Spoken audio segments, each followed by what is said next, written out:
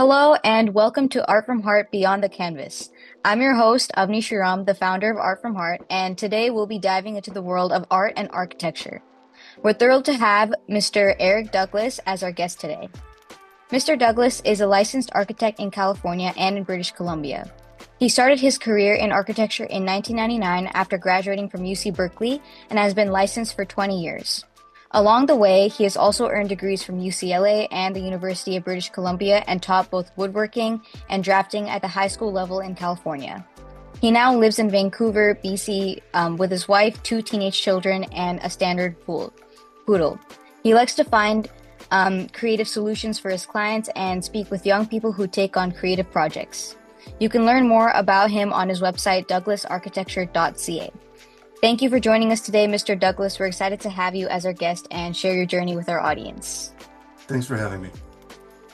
Awesome. So, to get started, I just want to ask what initially inspired you to pursue your field? So there were a few options I was looking at when thinking of a career, but I did want something that had opportunity for creativity and some potential to leave something lasting behind. And architecture seemed like a great way of achieving that. Um, Looking at some of the buildings that were around, especially in New York, where I was at the time, um, I thought, who gets to do this? Who gets to create these ideas and inspire people to build something like this, spaces that other people can enjoy and last for decades? And I thought, well, I might as well start down the path and see where it takes me. Oh wow, that's really nice. Did you like when you were in like what stage of your life were you in when you were thinking about your career? Like were you a high schooler or a college student? That's a great question. I was in between actually. I didn't have a great sense of where to go with my life in high school, but I ended Mm, up doing some volunteer work in New York. And while I was there, sometimes I'd go running around downtown Manhattan. mm, And one of the buildings I like to visit sometimes, back when you could go in and visit buildings, was the Woolworth Building by Cass Gilbert. Of course, I didn't know what it was or who built it or designed it. But I just remember going into the lobby and being uh, impressed with the richness of the design, the coiford paneling. They even have carvings and caricatures of both the architect and the owner. I didn't know who they were. I just thought it was impressive that a large building like that could be so well detailed. And that mm. was an example of one of the buildings I thought, wow, someone gets to do this. This is great. That's really awesome. That's great. Cool. So next, I just want to ask, what strategies do you use to spark creativity when you're feeling stuck? Mhm. So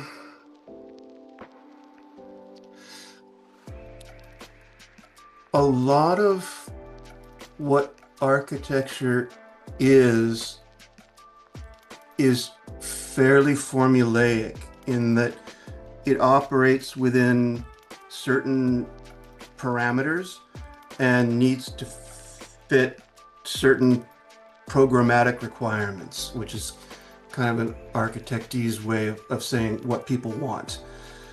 And so marrying those two things together sometimes involves creativity, and sometimes it just involves investigation and measurements and drawing some lines.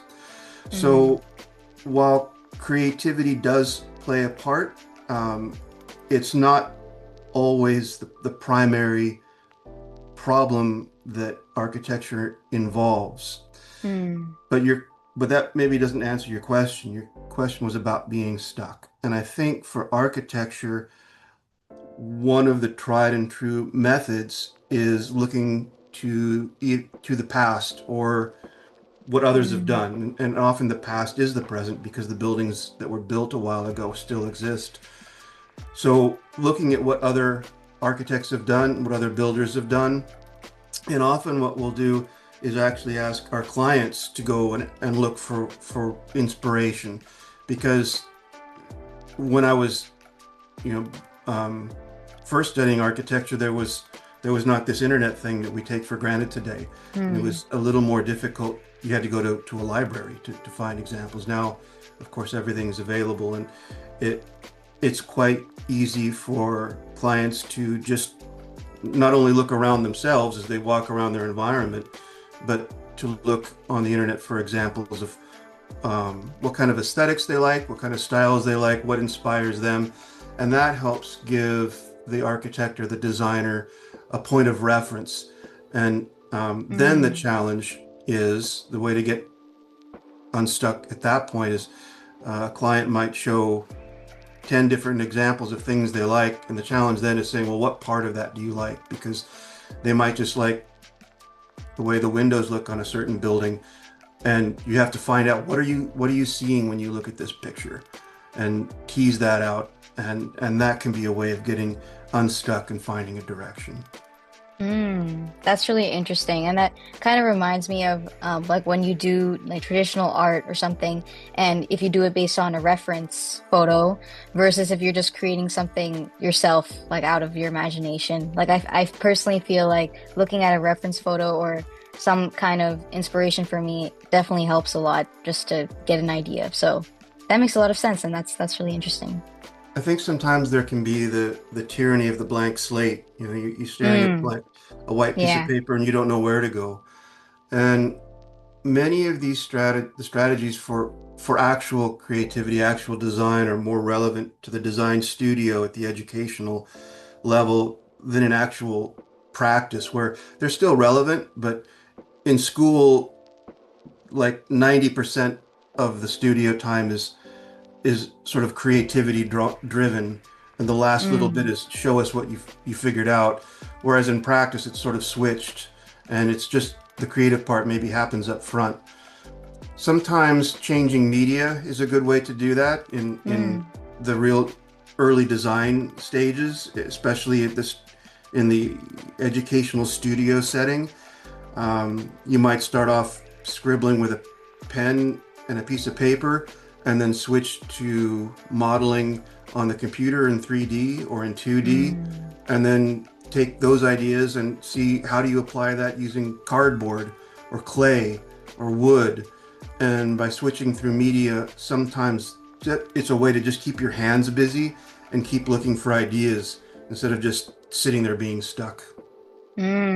That's also interesting. And that's like I guess you would be able to take in your idea from different like in a 2D format versus in a 3D format or like creating it with your hands or different things like that. So that's also interesting.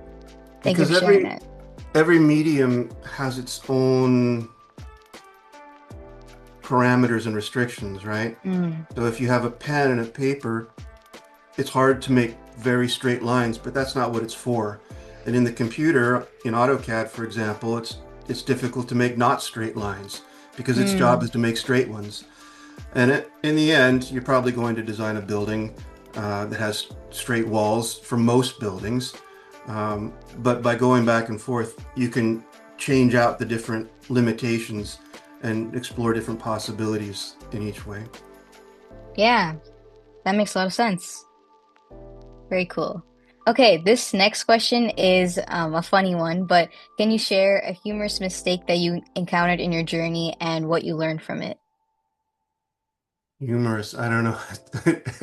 That's a challenge.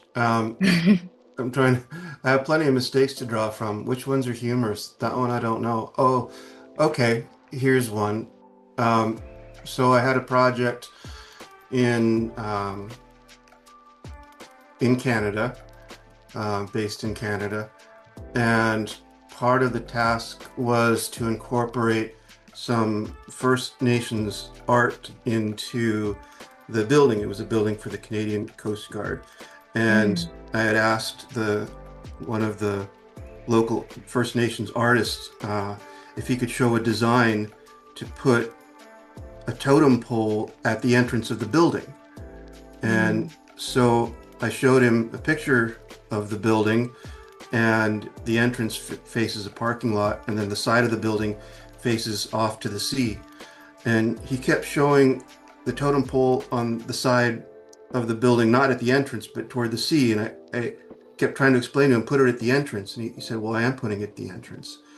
And it took a bit of back and forth on that because I wasn't aware of the culture very well until I realized that traditionally,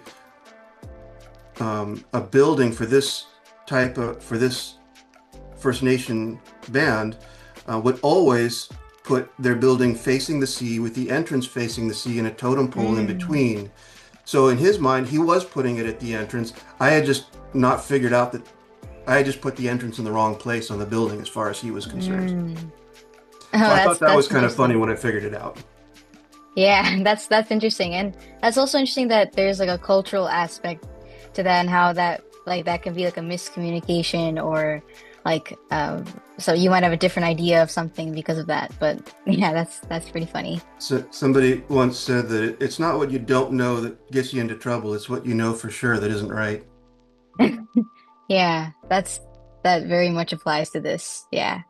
But yeah, I mean that's interesting because um I guess eventually you'll kind of figure out what they mean and it might even give you a different perspective on like what they had in their mind, you know. So I think it also, so lesson learned, I think I was the professional, right? I knew how to make a building. And I could mm, have said, nobody tells me how to make a building because I know how to make a building. I know which way mm, entrances go, and I'm in charge here, right? That could have been the approach. And by the way, I didn't move the, the entrance, and the totem pole did go on the side, and it all worked out fine. oh, okay. It all worked out fine in the end.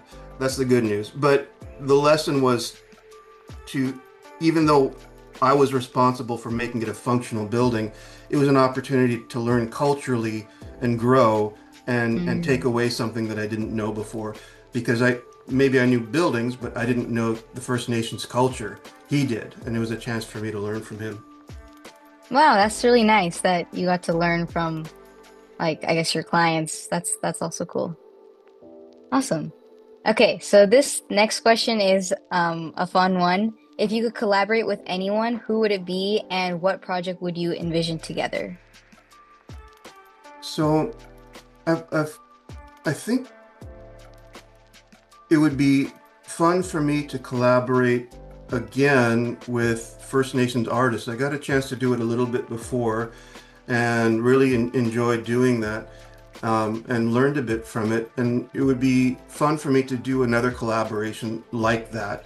There is so much to learn from traditional building practices, and I think and the materials that they use are very engaging, and like the cedar, for example, has a very warm and humanizing effect.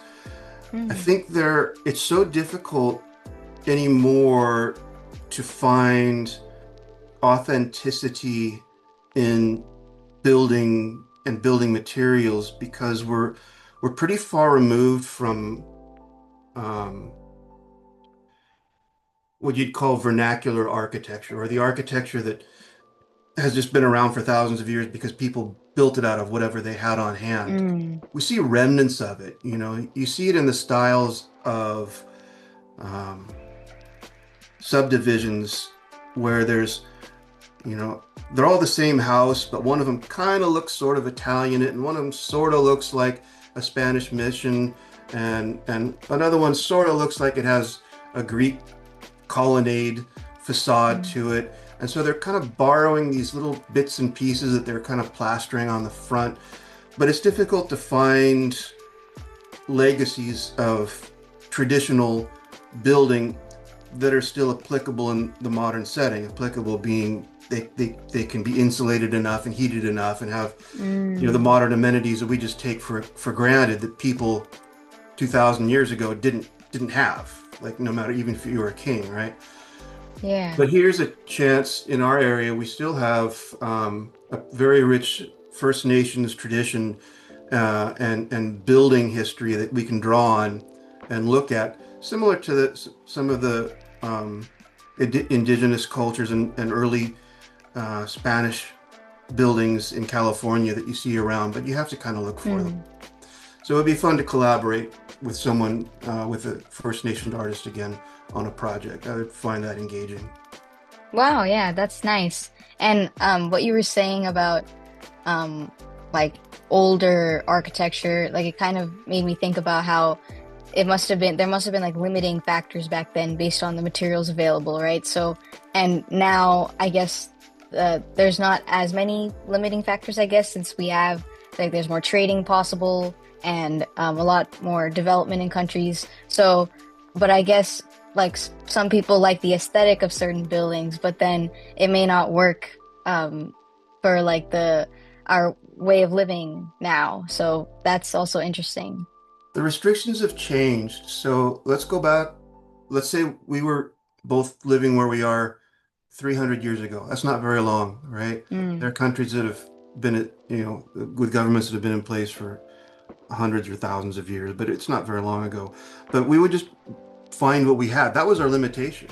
You had to chop down a tree, you had to plane it down somehow and mm, turn it into some kind of shack you could live in. Our restrictions now are more building codes. They're more generated mm, by not how well you can build a building, but minimum standards of how well a building has to be made just in order to mm, pass the building code. Um, it's the restrictions have just changed. They're different. mm, We can't really build houses that can fall over in an earthquake anymore or that leak air anymore because we're not allowed to in major industrialized countries in urban areas. So the restrictions are just a bit different. yeah. So I guess like safety has also become more incorporated into requirements for architecture, I guess. You're So exactly right. It's health and safety. All yeah, these restrictions, the cities typically don't care what color you paint your house. They just want to make sure you can get out if there's a fire.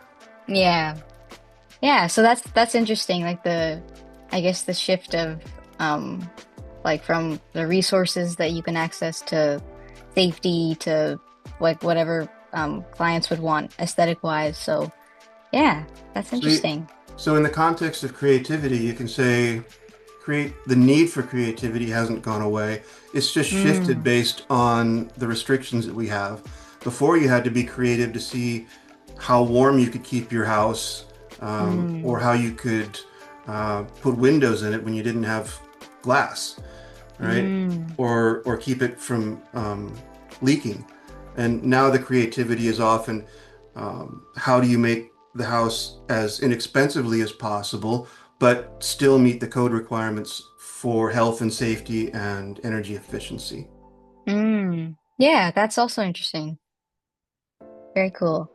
Awesome. So our last question today is, what is one key piece of advice you would offer to young people pursuing their passions? So I think the one key advice I would give is try to expose yourself to as many professions and professionals as you can that seem to be or that are doing things that you think you might want to do for a living, assuming you're Mm, going to need to work for a living and make money somehow. There are a lot of ways of doing it. And as I think you're demonstrating on your podcast, there is creativity to be found in basically all professions, in all jobs, mm, and ways of finding fulfillment in all kinds of professions. And the more you can talk to people who are actually doing them and find out if creativity is your drive, and we'll assume that for people watching this podcast, that it is, um, be creative in how you think about what they're doing and how they find creativity and fulfillment in what they do. It may be that your creative fulfillment happens within your vocation. It may be that it happens within an avocation that your vocation allows. It might be that you mm, find a job that isn't as creatively demanding, but gives you the opportunity to have time for creative exploration after hours. and that after hour avocation may in time turn into a vocation if it becomes successful. But there are those who prefer to separate their job from their creativity just for the Mm, sake of leaving the creativity untarnished, if you will, and free mm, expression. So if creativity is the drive, I would say look for ways to find satisfaction of that um, in many possible avenues, and not feel restricted that everything be tied up in one dream job that satisfies all of your monetary and creativity desires. Yeah, thank you for sharing that. And I mean, yeah, in this podcast, we do interview all types of professionals. I mean, from attorneys to music teachers, um, healthcare professionals, so a lot of different people, architects. So, and I think it's also helped me personally see what professionals think about in their day-to-day lives, or what sort of challenges they face, or um, kind of the their work, what they do, and obviously the creative aspect. So, and I mean, I think now as a high school student, we're all kind of confused, like what path to take, what profession to try. And I think that like I've heard from a lot of people that just exploring as many things as you can is really the best way to find out what kind of sticks or something you would like to do long term. So, I'll just, if I have time, I'll just leave you with this yeah. last thought. When I was teaching drafting at San Leandro High School in California, one of the things I asked my students to do was to reach out to professionals in the profession they were interested. They had Mm, different ideas of what they wanted to do, whether it was industrial design or architecture, but to reach out to professionals the same way you reached out to me, and ask for a few minutes of their time. Um, and I think you'll be pleasantly surprised at how many people will give you that, because for the most part, we've all been teenagers at one point or another and wondered what we would do and wish someone would give us some advice. And most old people are happy to give advice. yeah, that's really nice. Thank you for sharing that. And I think, I mean, I've been seeing, and I think I'm passionate about the field of healthcare, and I think I'd like to go into that. So, I know that like shadowing doctors or volunteering at a hospital, like that would be really important to do, to see like what their job looks like. So, or even just having conversations like these. So, that's definitely an important thing to do. So, Well, thank you very much. I look forward to your podcast with the doctor someday. Thank you. Yeah. Awesome. So thank you so much, Mr. Douglas, for sharing your incredible journey and your insights with us today. And it's really been a pleasure hearing about your experiences and the passion that you bring to your work in architecture. I'm sure that our listeners have gained a lot of valuable inspiration from your story.